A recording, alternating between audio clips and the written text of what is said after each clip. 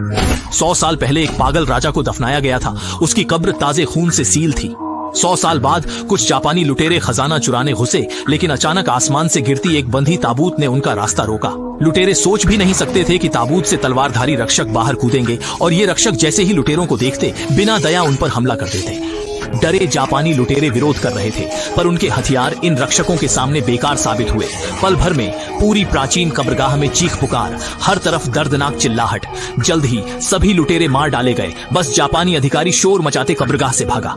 उसे लगा बच निकला, पर पीछा करते रक्षक ने तलवार से उसकी जान ले ली। इसके बाद जापानियों की ट्रक अचानक खुद ब खुद चलना शुरू कर दी।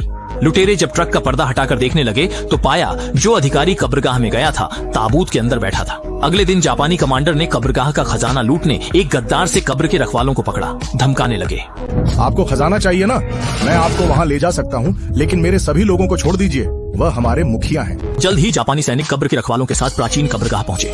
जैसा कि उम्मीद थी, वे फिर किंग राजवंश के तलवारधारी रक्षकों से टकरा गए। अब देखने लायक तमाशा होने वाला था।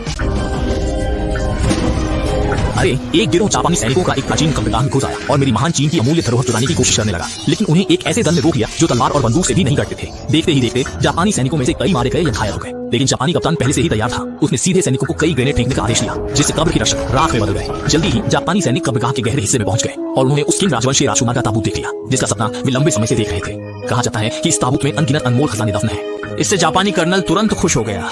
समझ गया। जैसे ही आवाज हुई, कई कब्र रक्षक अचानक विद्रोह कर उठे और चीनी खजाना चुराने पर उतारू हो गए। रगों में खून दौड़ाने वाला कोई भी चीनी ऐसा करने को राजी नहीं होता, चाहे इसके लिए उसे अपनी जान ही क्यों ना देनी पड़े। जापानी कर्नल ने अपने आदमियों को कब्र रक्षकों को जल्दी से भगाने का आदेश दिया। फिर मुड़कर उत्साह से ताबूत का ढक्कन खोला और अंदर छिपे खजाने को ढूंढने लगा।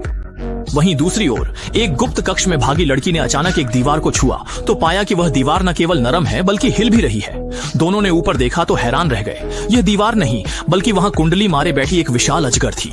ये दुश्मनों से हजारों गुना ज्यादा डरावनी थी। अजगर के सिर पर सींग उग आए थे और दोनों की टांगें डर के मारे कांपने लगी। जैसे ही दोनों अजगर का निवाला बनने वाले थे, तभी लड़की के शरीर पर लटका हुआ पुश्तैनी रक्षक जेड ताबीज सफेद रोशनी से चमक उठा।